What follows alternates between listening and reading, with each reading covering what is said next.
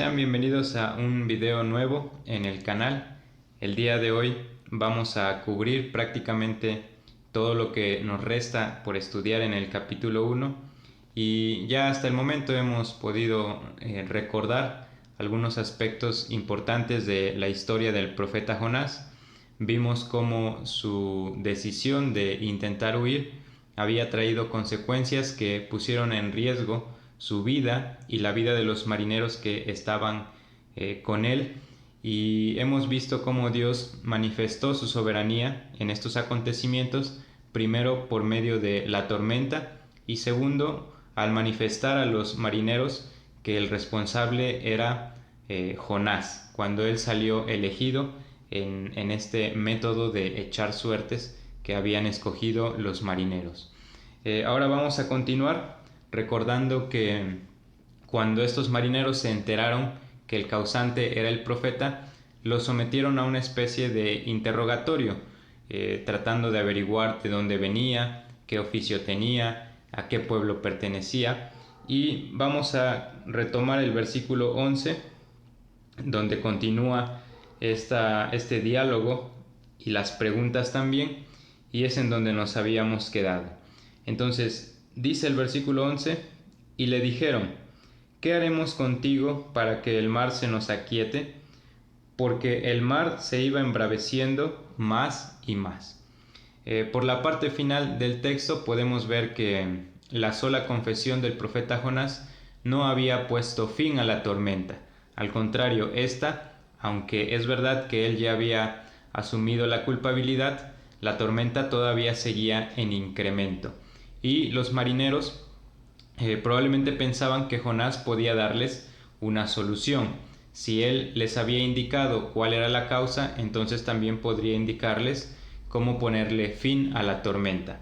Y le preguntan: ¿qué pues haremos contigo para que cese la tempestad, para que el mar se nos aquiete? Y es curioso que en alguna manera los marineros tal vez entendían que si la tormenta era una consecuencia por la desobediencia de Jonás, entonces algo le tenía que pasar a Jonás para que la tormenta terminara. Por eso ese tipo de pregunta: ¿qué te tenemos que hacer? ¿Qué haremos contigo para ponerle fin a esta situación? Y también pudiera ser que de algún modo Dios estuviera hablando a través de los marineros a la conciencia de Jonás, como ya lo había hecho en versículos anteriores, como si Dios le dijera al profeta: has desobedecido y ahora tú cuál consideras que debe de ser tu castigo. Es un poquito de la intención de la pregunta de los marineros: ¿qué te tenemos que hacer a ti para que cese la tempestad? Y Jonás va a responder a esto en el versículo 12. Les respondió: tomadme y echadme al mar, y el mar se os aquietará, porque yo sé que por mi causa ha venido esta gran tempestad sobre vosotros. Nuevamente aquí podemos ver que Jonás ya no es un profeta que intenta huir, no sigue siendo el profeta que intenta esconderse. Más bien podemos observar una vez más que asume su responsabilidad, asume su culpa, y él reconoce diciendo: yo sé que por mi causa ha venido esta gran tempestad sobre vosotros. Y después de esto, la solución que les ofrece Jonás es la que dice ahí: tomadme y echadme al mar. Si ustedes hacen eso, la tormenta va a llegar a su fin. Y de esas palabras podríamos notar que entonces la cobardía no era una de las características de Jonás, porque en realidad les está diciendo: arrójenme al mar, aunque sabía que eso le podía costar la vida. Pero no vemos que haya temor o cobardía en el profeta al decir estas palabras. De modo que si nos regresáramos a la parte inicial del capítulo 1, donde vemos que él decide huir para no predicar en Nínive, tal vez alguien pudiera pensar que Jonás hizo esto por miedo a predicar un mensaje de juicio en una ciudad donde lo podían matar, porque era una ciudad de gente cruel, de gente despiadada. Pero nuevamente les repito, parece que el miedo o la cobardía no era algo que estaba muy arraigado en el corazón de Jonás. Y aquí le vemos literalmente estar dispuesto a ser arrojado por la borda y dar su vida para que un grupo de marineros gentiles pudieran salvarse. Y eso es algo muy notorio, digno de resaltar y algo muy bueno en la actitud que toma Jonás para poder salvar a los marineros.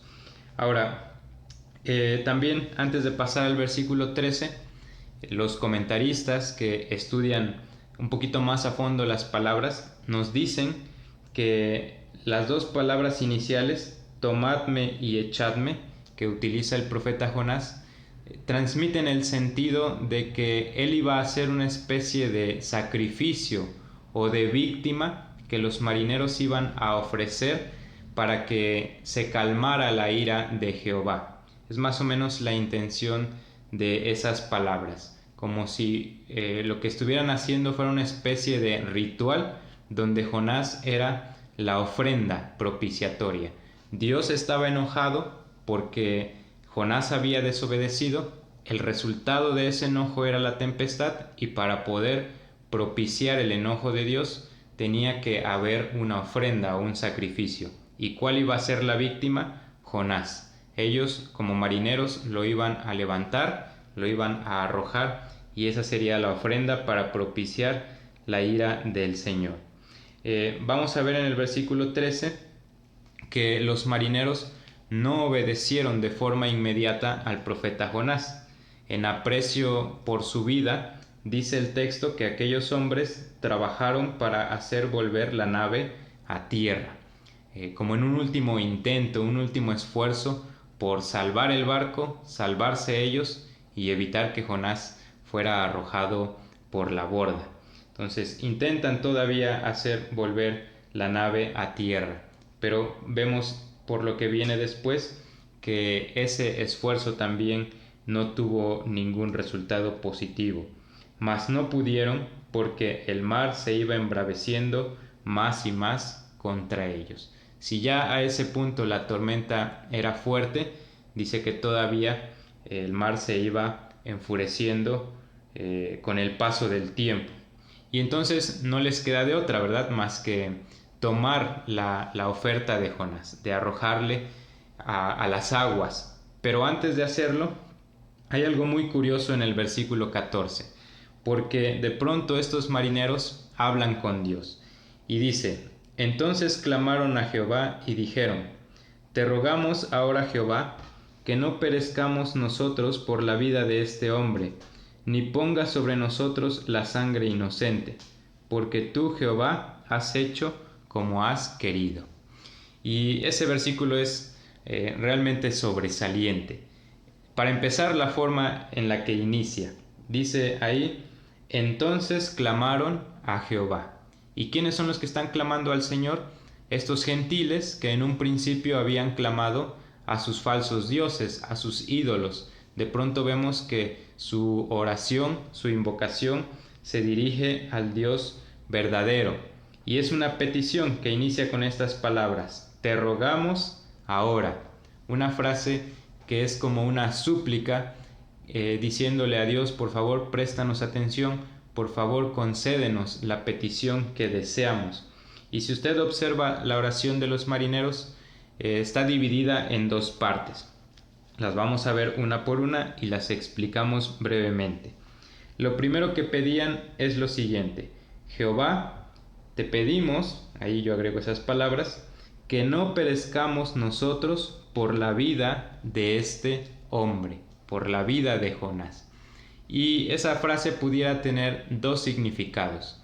El primero es que, como si le dijeran al Señor: no nos hagas morir por la desobediencia de Jonás. Él tuvo la culpa, él fue el que desobedeció, no perezcamos nosotros por lo que ha hecho este hombre. Esa pudiera ser la primera interpretación, pero también se nos dice que pudiera ser que le piden a Dios no matarles o no castigarles por la vida de Jonás que iban a entregar al mar, no como si le dijeran: lo vamos a echar al mar, probablemente él va a morir ahí, pero por favor, Señor, te pedimos que no nos castigues, que no nos tengas por culpables y no vayamos a perecer nosotros por la vida de este hombre que va a ser arrojado al mar. Yo creo que cualquiera de las dos opciones es posible y ya es cuestión ahí de inclinarse por alguna interpretación.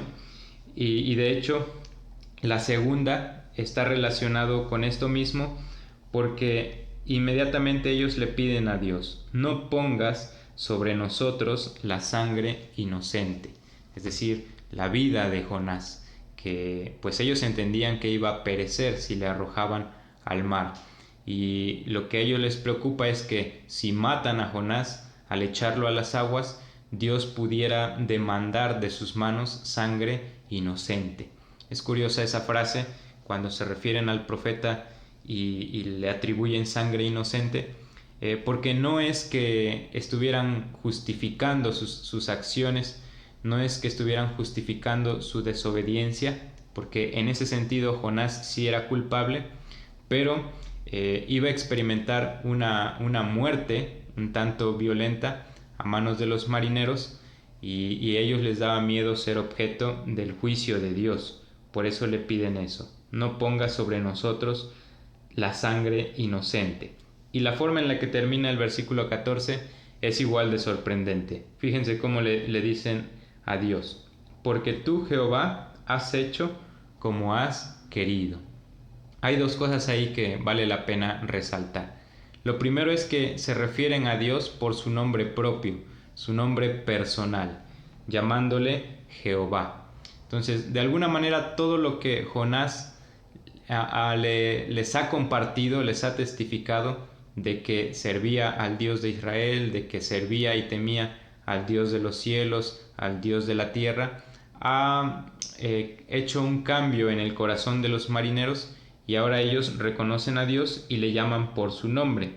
Y en segundo lugar, también reconocen su soberanía, porque tú has hecho como has querido. Otra forma de traducir ese versículo también es: tú eres Jehová y haces lo que quieres. Pero de cualquier manera están esos dos aspectos: el nombre personal de Dios y su soberanía. Si usted quisiera ver un versículo de complemento donde también se menciona la soberanía de Dios, pudiera buscar el Salmo 115, versículo 3.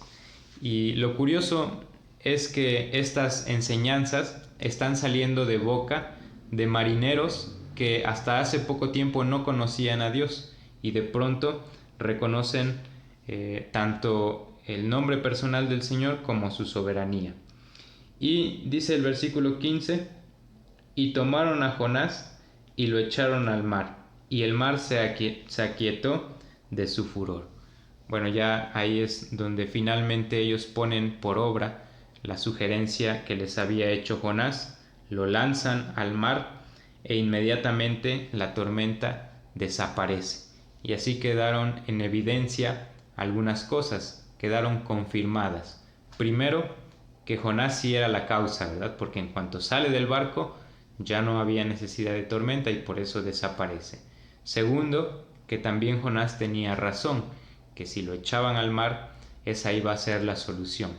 Y tercera cosa que quedó confirmada es que Jehová verdaderamente es Dios de los cielos, Dios de la tierra y Dios del mar, porque cuando presentan esta ofrenda para que su enojo desaparezca, este Dios hace con mucha facilidad que los vientos cesen. Con esa misma facilidad con la que había traído una tormenta repentina, hace que la tormenta desaparezca. Y la reacción que hubo en los marineros se expresa en el versículo 16. Y temieron aquellos hombres a Jehová con gran temor, y ofrecieron sacrificio a Jehová e hicieron votos. De alguna forma, el versículo 16 parece que nos expresa la conversión de estos marineros gentiles, el cambio espiritual que hubo dentro de ellos. No sabemos qué alcances tuvo en realidad la evangelización que realizó Jonás, y en realidad no fue una evangelización tan voluntaria, ¿verdad? Fue algo que se fue dando a través de las circunstancias, a través del diálogo entre el profeta y los marineros, pero sí vemos que hubo un cambio notorio en ellos. Y vamos a ver 3 evidencias en ese versículo de que todo parece indicar que fue una conversión genuina en ellos. En primer lugar, dice que temieron aquellos hombres a Jehová con gran temor. Al principio les habíamos visto temer a la tempestad, temer a los vientos, pero ahora su temor está bien enfocado en la persona de Jehová. Habían conocido su poder, habían conocido su severidad también, y bueno, además de eso, habían conocido su misericordia porque les había salvado de la tormenta. Y todo eso produce en ellos una respuesta de reverencia, de profunda reverencia, de temor respetuoso hacia el Dios verdadero. Lo que podemos aquí es imaginar que este temor no iba a ser temporal, sino que les iba a acompañar de ahí hasta el resto de sus vidas. Esto queda un poquito confirmado por lo que viene después. En segundo lugar, dice ahí que ofrecieron sacrificio a Jehová.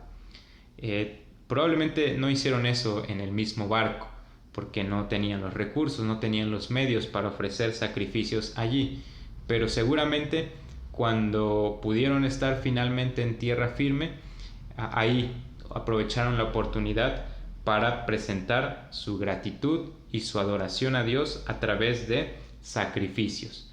El libro no nos da detalles, pero aquí podemos echar a andar la imaginación y especular un poquito.